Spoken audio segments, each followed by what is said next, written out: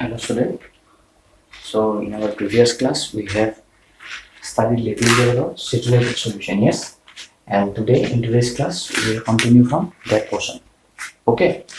So before going into our next part about concentration in a solution and concentration of solute in a solution and all this, first let us revise a little bit. Okay, what is saturated solution? Because the concept of saturated solution is such that sometimes most of us have doubt regarding this. So to understand simply what is saturated solution is that suppose you have water in a beaker, okay. So you have water in a beaker. Suppose you are first adding one spoon of salt, okay. So first you are adding 1 spoon of salt, okay. So if you mix it, what will happen? It will dissolve. Yes. After some time, suppose again you are adding another spoon, okay. You mixed it, it is dissolved. Again you are adding 1 spoon, dissolved. So suppose 2, 4 times, 5 times, 6 times, okay, you are going on adding it, okay. So you are adding salt, 1 spoon after another, okay. So at one moment what will happen? The salt which you have added will not be dissolved, okay. Here it will not be dissolved and it will settle here, okay, at the bottom. At the bottom, the salt will settle down, okay. And after this salt settle here, even you try to mix it, it will not mix, okay. So why it will not mix? Because the maximum amount of salt that can be dissolved in that much amount of water, okay, that much amount of water is already dissolved, okay. So every solvent has a fixed capacity to dissolve a fixed amount of solute, okay. Because when we discussed our previous chapter, there also I have told that a substance dissolve in liquid only because the particles of the substance can occupy the intermolecular or interparticle spaces which is present between the particles of the solvent, okay. So the spaces between the particles of the solvent is limited, okay. So only that much amount of solute can be dissolved which can completely fill those spaces, okay. So if these spaces are completely filled up, then even if you keep on adding solute, those extra amount of solute will not be dissolved, okay. So that is why every solvent has a fixed capacity to dissolve a fixed amount of solute, okay. And after this maximum or the fixed amount of solute is dissolved, even if you keep on adding it, it will not be dissolved, okay. So that means at this point, okay, when the maximum amount of solute that is possible to be dissolved in a fixed amount of solvent at a particular temperature is already dissolved, then that type of solution is known as saturated solution, okay. Okay, so what is saturated solution? If you are asked to define saturated solution, then you can simply define it as saturated solution is the solution in which the maximum amount of solute which can be dissolved in a solvent is already dissolved, okay. That means the solution which contains the maximum amount of solute for a particular temperature is known as a saturated solution, okay. And at this point at which the solute particle which you have added cannot be further dissolved is known as saturated point, okay. Saturation point. And a saturated solution contains the maximum amount of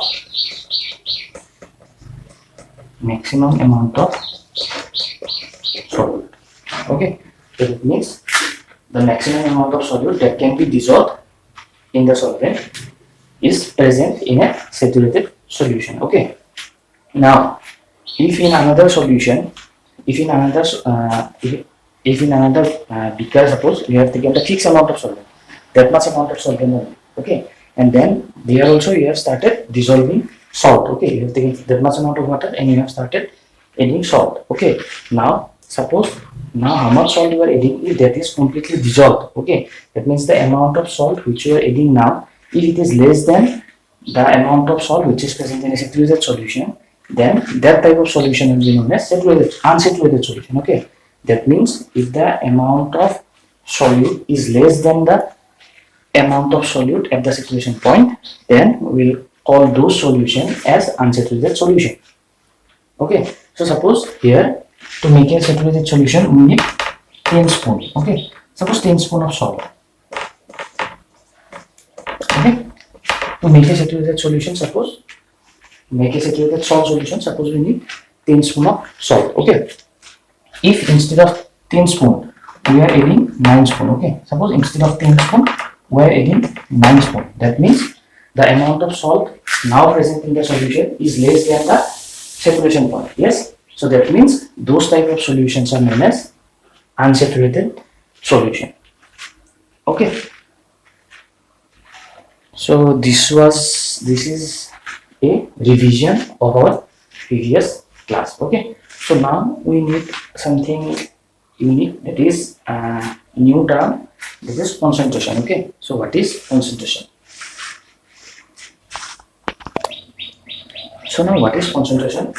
So concentration is simply defined as amount of solute which is present in a given amount of solution. Okay, so whenever we dissolve a solute in a solvent we get a solution. Okay, so now for different solution we can dissolve different amount of solute in the solvent. Okay, suppose we have 1 liter water. Okay, 1 liter of water. Okay, and we have suppose 3 glass which contains, each glass contains 1 liter of water. Okay, so suppose we have 3 glass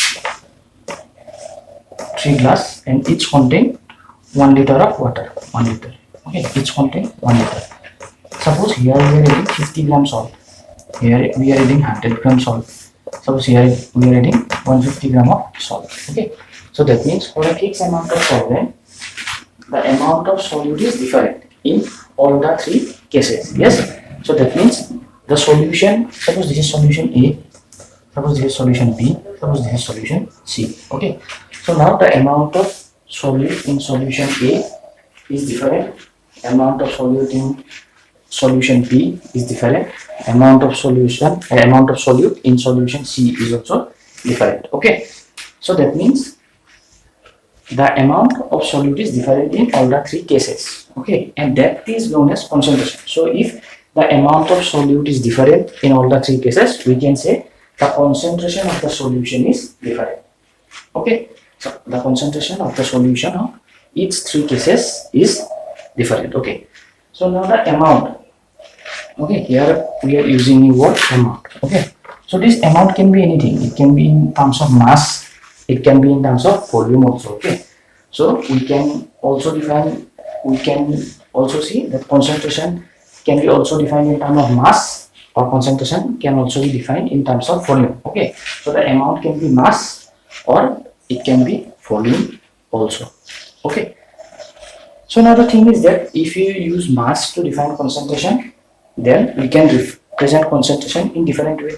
If you use volume to define concentration, then we can represent the concentration in different way. Okay, so there are different ways to express the concentration. Okay, so that means suppose what we can say that in some, for a particular solution, suppose for a salt solution, we can say that we are dissolving 1 spoon of salt in 1 liter of water. Okay, for suppose different kind of liquid solution. Okay, suppose we are mixing lemon juice with water. Okay, so there we can also say that we are adding 10 ml of lemon juice in 1 liter of water.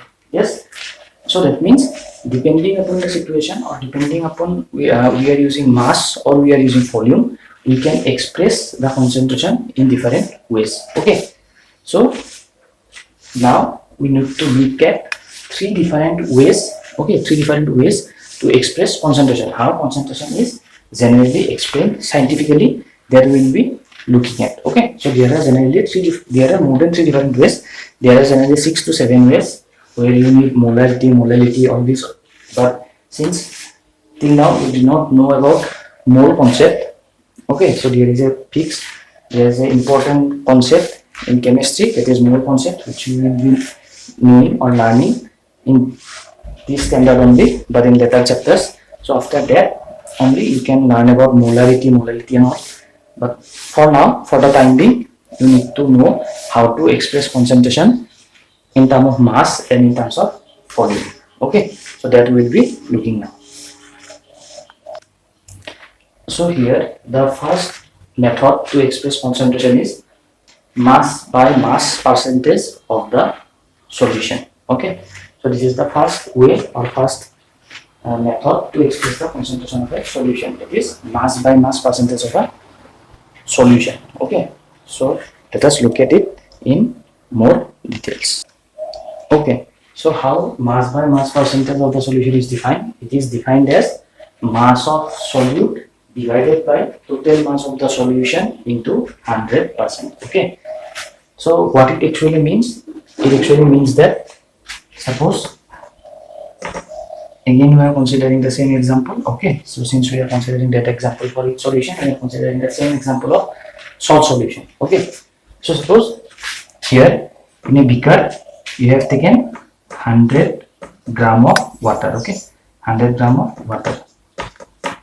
Okay, so how much gram of water? 100 gram of water. Okay, so suppose in this solution then you are adding 20 gram of salt. Okay, so what is the case? What is the scenario? The first scenario is that we are using 100 gram of water as a solvent, and here we are using 20 gram of salt.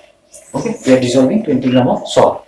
So that means now the total mass of the solution is 100 gram of water, okay, plus 20 gram of salt, and mass of the solute, this is equal to 120 gram of solution.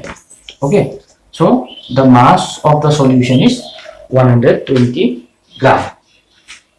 Okay, and what is the mass of the solute? Here solute is salt. Yes, so this 20 gram is the mass of the solute. Okay, so now if you are given to find out, in this case suppose you are given to find out what is the mass by mass percentage, what is the mass by mass percentage of the solution, then what you can do, you can simply write mass of the solute is equal to mass of the salt, that was 20 gram. Okay, total mass of the solution is 100 gram of water plus 20 gram of salt. This is equals to 20, even here we have into 100%. Okay, so this is equals to 20 by 120 into 100%. Okay, so what we can do, we can simply write 100 divided by 6%. Okay, so if you want to calculate, then you can calculate it. What you will get? You will get 16.66%. Okay, so this is how we find out the mass by mass percentage of the solution. Okay, so we need first mass of solute, okay, and then we need mass of the solution. And how we can find out the mass of the solution? By adding mass of the solvent plus mass of the solute. Okay, so in the example that we considered, that is the salt solution, the mass of solvent is 100 gram and mass of solute is 20 gram. Okay, so therefore the total mass of the solution becomes 100 gram plus 20 gram, that is 120 gram, and mass of the solute, that is mass of the salt, is 20 gram. Okay, so we can directly put that in the formula. Now mass of the solute is 20 gram, mass of the total mass of the solution is 120 gram, and if we calculate, we get 16.66%, which is the mass by mass percentage of the solution. Okay, so now the second thing is mass by volume percentage of the solution. Okay, so where mass by volume percentage is used, suppose when we are adding a solute into a liquid solvent. Okay, so liquid, suppose water or any other liquid, we are generally measuring it in terms of volume. Okay, in terms of liter, in terms of milliliter, and liter, milliliter, these are the units of volume. Yes, so we generally express the amount of liquid in terms of volume. Okay, so suppose in this case what we will do, we will take the overall or total volume of the solution and we will take the mass of the solute. Okay, so now let us take again the example of salt solution. Okay, so here suppose we have 100, suppose 100 liter. Okay, 100 liter of water. Okay, and suppose we are adding 20 gram of salt. Okay, now we have 100 liter. Okay, 100 liter of water and 20 gram of salt. Okay, so now the mass of solute is 20 gram. Okay, so if you put it in the formula, the mass of solute is 20 gram and volume of the total solution is 100 liter itself. Okay, so this is 100 liter into 100%. So what is the mass by volume percent? We will get 20%. Okay, now one important thing that you have to remember is that if, okay, I am giving you here, I am writing it, okay, so that you will not be confused. Okay, this is very important for solving the numerical problem. Okay,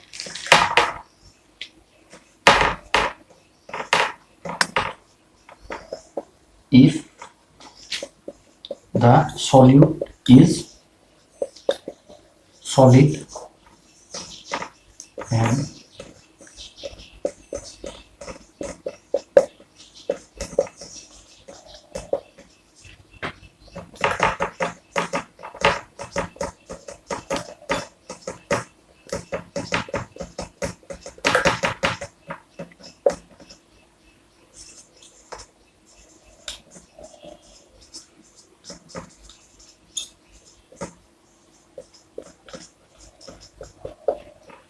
okay, so this is a very important point. Okay, so what I have written, that if the solute is solid, okay, so that means if you are dissolving a solid substance and if the solvent is liquid, that is if you are dissolving the solid substance in a liquid, then the volume of the solution is equals to the volume of the solvent.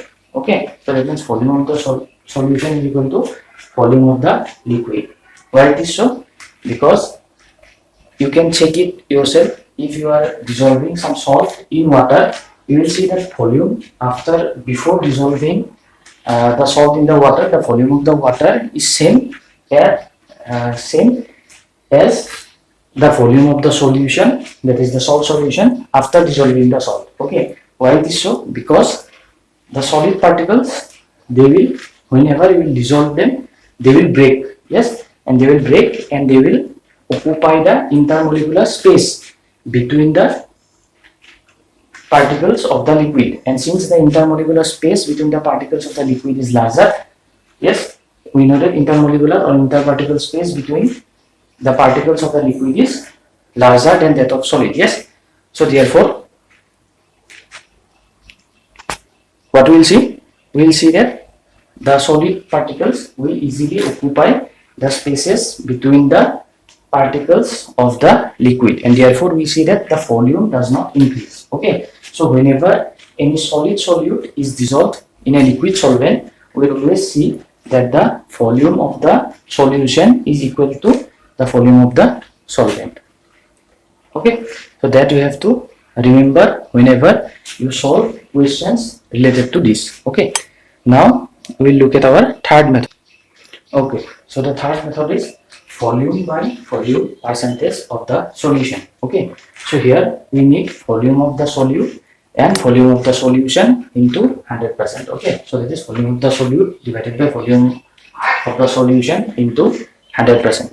Okay, so here what is the major thing you have to notice, that generally volume by volume percentage of the solution is used in case of liquid solute and liquid solvent. Okay, so if you are mixing two liquid, okay, so the amount of both the liquid, we generally express amount of liquid in terms of volume. Okay, so if the solute is also liquid and the solvent is also liquid, okay, or in some cases if the solute is gas also, then also we use volume to express the amount of the gas. Okay, in that case also you see that the volume of the solute is considered instead of the mass. Okay, so suppose we are making a solution of lemon juice in water. Okay, so suppose here we have 10 liter of water, and suppose here you are mixing 2.5, okay, 2.5 liter of lemon juice, okay, 2.5 liter of lemon juice and 10 liter of water. Okay, so here what is the case? The scenario is that the solute is also a liquid and the solvent is also a liquid. Okay, so therefore the solute also have a volume and the solvent also has a volume. Okay, so in this case now the total volume of the solution becomes total volume of solution is equals to 2.5 plus 10, okay, liter. So therefore total volume of the solution becomes 12.5 liter. Okay, in this case you cannot write that the total volume of the solution is equals to volume of the solvent. Okay, in this case you cannot use that formula. Why? Because here the solute is not solid. Okay, here solute is liquid. So that is the earlier formula that we have discussed is only applicable when the solute is solid. Okay, so if solute is not solid, then you cannot apply the previous formula. So what you have to do to find out the total volume of the solution, you have to consider the volume of the solute plus the volume of the solvent. Then you will get the total volume of the solution equals to 12.5 liter. Okay, so then we can solve it. How we can solve it? Now we have total volume of solution. In the question itself, it is given that the volume of solute equal to 2.5 divided by 12.5 liter into 100%. Okay, so this you can do. Okay, so if you cancel it, what you will get? 1 by 5. Okay, so that is 2.5, you get 1 by 5 into 100%. So the answer is 20%. Okay, so in this example we have 20% volume by volume percentage of the solution. Okay, so these are the three types of expression that is generally used to define the or represent the concentration of a solution. Okay, so the solution part of this chapter ends here. Okay, so if you want to practice some numericals, you can tell me, or I will also try to give you some numerical problems on these three methods of expressing concentration, and then we will move to our next part, that is suspension. Okay, and after suspensions we will have colloids and all these things. Okay, so that's all for today's class. Thank you.